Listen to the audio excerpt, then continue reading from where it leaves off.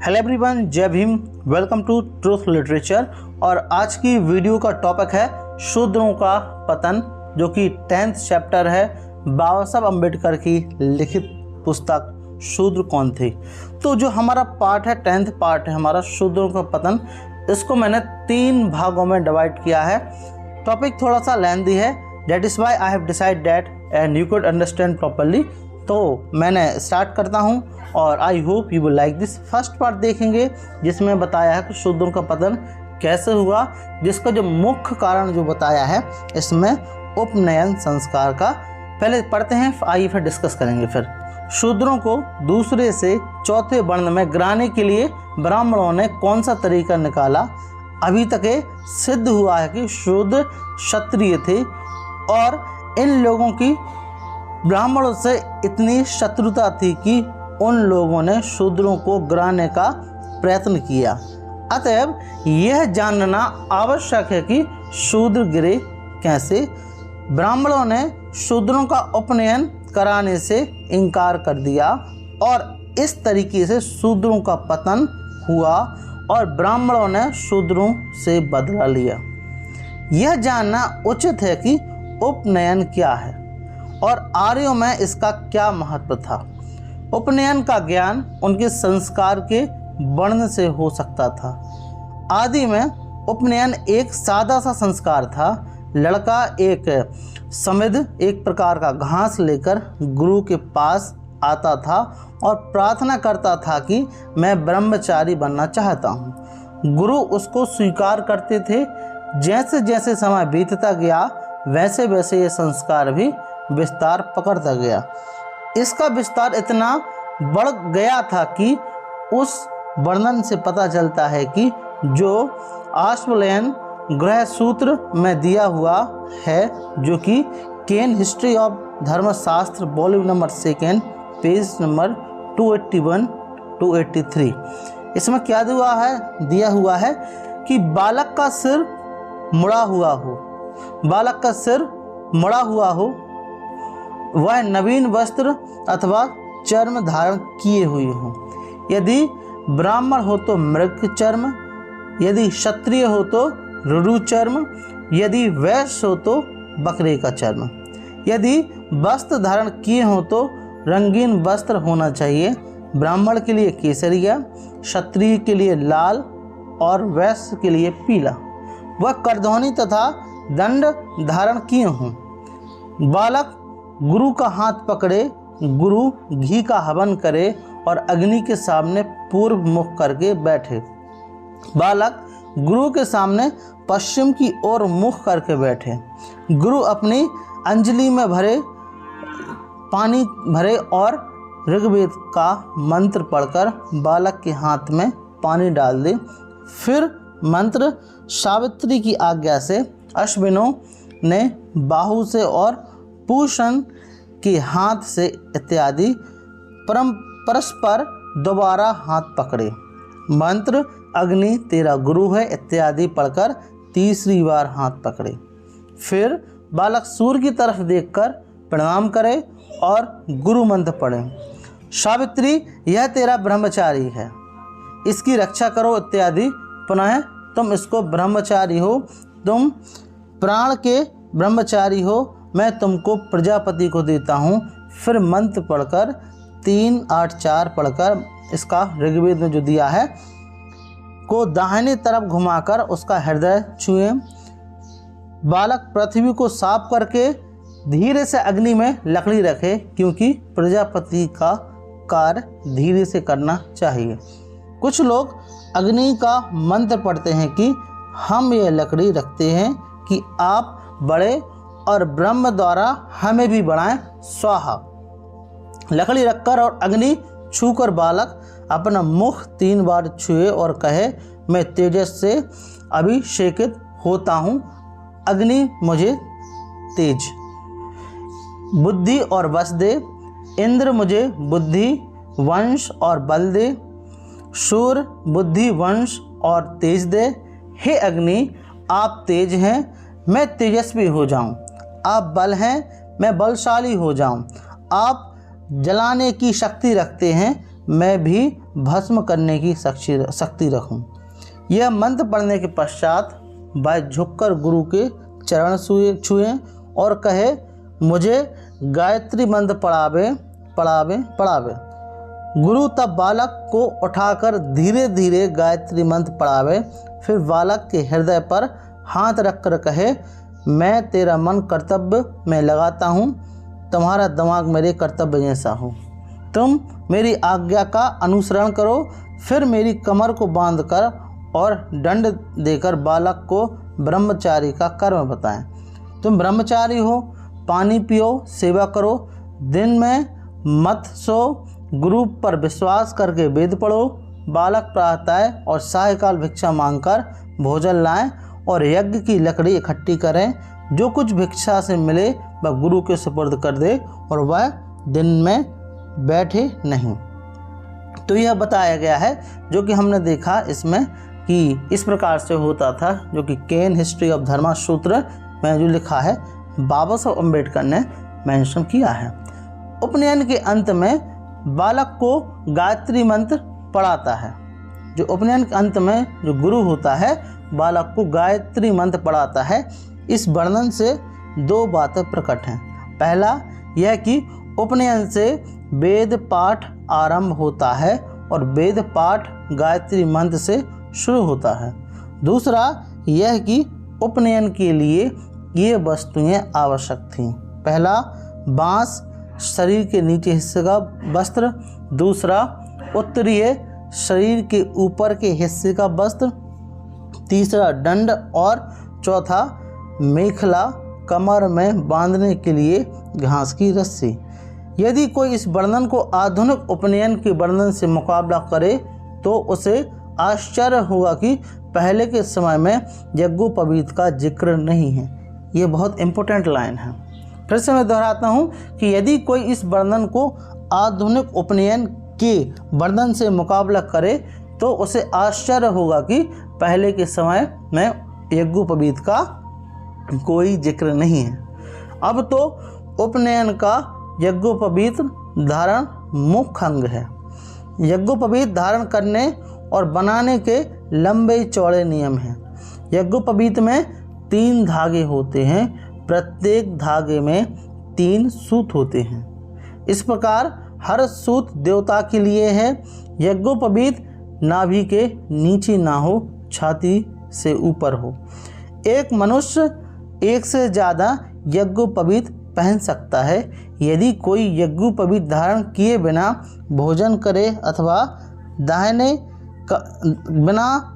कान पर यज्ञोपवीत चढ़ाए मलमूत्र त्याग करे तो उसे प्रायश्चित करना पड़ता है।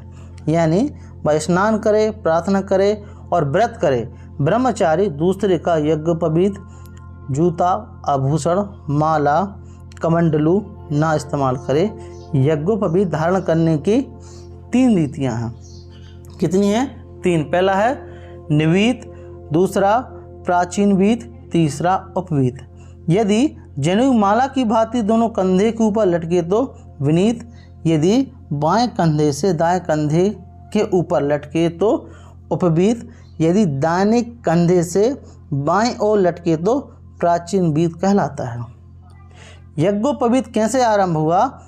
तिलक का यह मत है। Orion chapter number Orion page number 144 से 145। तो यज्ञोपवीत आरंभ कैसे हुआ? यह तिलक का मत है, बाल गंगाधर तिलक का। क्या है? आइए देखते हैं कि वैदिक पुस्तकों में प्रजापति को ओरियन अथवा मृगशीर्ष कहते हैं और यज्ञ भी कहा गया है। अतएव कमर में बांधने का कपड़ा यज्ञोपवीत कहलाता है। अब यह बालकों का जनेऊ कहलाने लगा है। मुझे सिद्धांत सही प्रतीत होता है क्योंकि यज्ञोपवीत 2 शब्दों से बना है, यप प्लस उपवीत, परंतु इसमें मतभेद हैं। इसका अर्थ यज्ञ का उपवीत अथवा यज्ञ के लिए उपवीत मुझे पहला सही महसूस होता है। यज्ञोपवीत पहनने के समय एक मंत्र पढ़ा जाता है। क्या है? यज्ञोपवीतम परम पवित्रम प्रजातये सतहयम पुरस्तात। पुरुस्तात। यह मंत्र किसी सहायता में नहीं पाया जाता। बौद्धायन में ब्रह्मोपनिषद में लिखा है, यह मंत्र होमरस्ट के मंत्र की भांति है। वह इस प्रकार है, यज्ञोपवीत बहुत उच्च और पवित्र है। वह आदि में प्रजापति के साथ बना। बीत माने हैं बुनना, अतएव उपवीत वस्त्र का अर्थ रखता है। पवित्रता इसलिए आई कि वह प्रजापति का वस्त्र है। तिलक का यह सिद्धांत बहुत रोचक है, परंतु इससे कुछ कठिनाइयाँ हल नहीं होती। वह यह नहीं बतलाती कि यज्ञोपवीत का संबंध उन दो वस्त्रों से अर्थात उत्तरीय और बांस से जो उपनयन के समय धारण किए हैं क्या है। क्या यज्ञोपवीत दोनों वस्त्रों के अतिरिक्त है? यदि ऐसा है तो यज्ञोपवीत का जिक्र उपनयन के प्राचीन वर्णन में क्यों नहीं है? यदि यज्ञोपवीत किसी एक वस्त्र के बदले में है तो दोनों वस्त्रों को धारण करने का जिक्र बराबर क्यों चलता रहा? अब मैं एक दूसरा सिद्धांत बतलाता हूँ। बाबा साहब अम्बेडकर दूसरा सिद्धांत बतलाते हैं। यज्ञोपवीत गोत्राधिकार के संबंध में पहना जाता था। किसके संबंध में? गोत्राधिकार, अर्थात मनुष्य अपने आप को अमुक्त गोद से बांधता है, गोत्र से बांधता है। उपनयन तो केवल वेद पाठारंभ के लिए होता था। तो जो यज्ञोपवीत होता था, जो गोत्राधिकार के लिए पहना जाता था। बहुधा लोग यह नहीं समझते कि प्राचीन आर्यों में पुत्र के पिता का गोत्र का अधिकारी जन्म से नहीं होता था। अपना गोत्र देने के लिए पिता को विशेष संस्कार करना पड़ता था। जब यह संस्कार पूरा हो जाता था तब पुत्र पिता के गोत्र का हो जाता था। इन संबंधों में दो और संस्कारों का जिक्र उचित मालूम होता है।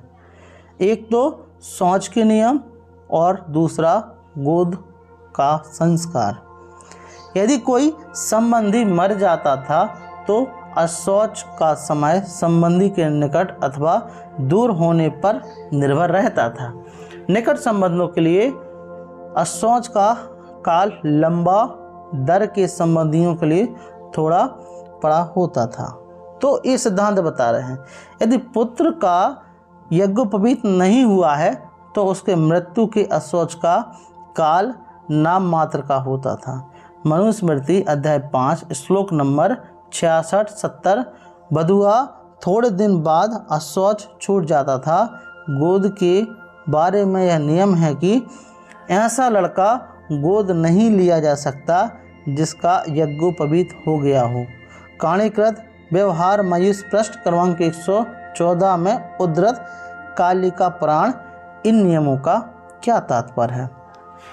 अशौच का समय इसलिए थोड़ा होता था कि पुत्र यज्ञोपवीत ना होने के कारण पिता के गोत्र का नहीं था। गोत्र से यदि पुत्र गोद लेने वाले पिता के गोत्र का हो जाता है, यज्ञोपवीत से पुत्र अपने पिता के गोद का हो जाता, फिर गोद से उसका गोत्र बदल सकता है। इन दोनों बातों से यही सिद्ध होता है कि यज्ञोपवीत का संबंध गोत्र से है, उपनयन से नहीं है। यज्ञोपवीत का संबंध गोत्र से है, इस मत का समर्थन जैन साहित्य से होता है, जो कि रविसेन कृत पद्म पुराण के 4वें पर्व के 87 श्लोक में यह लिखा है। भगवान आपने क्षत्रिय, वैश्य और शूद्रों की उत्पत्ति बतलाई। अब मैं उनकी उत्पत्ति सुनने के लिए उत्सुक हूँ जो यज्ञोपवीत धारण करते हैं। इस श्लोक में यज्ञोपवीत धारण करने के शब्द महत्व के हैं। इससे मतलब ब्राह्मणों से।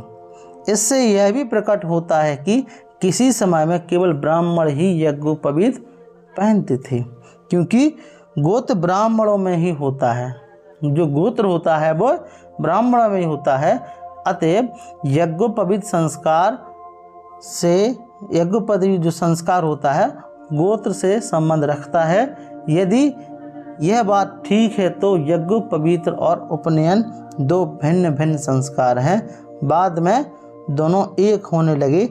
इसका कारण यह हो सकता है कि यदि लड़का बिना यज्ञोपवीत के वेद पढ़ने जाए तो कहीं आचार्य उसे अपने गोत्र में ना मिला ले। इस खतरे से बचने के लिए लोग अपने पुत्रों का यज्ञोपवीत संस्कार कराकर वेद पाठ भेजते थे, मतलब वेद पढ़ने भेजते थे। चाहे जो कुछ हो, उपनयन का संबंध वेद अध्ययन से है। तो जो उपनयन का जो संबंध होता है वो जो वेदाध्ययन से होता है।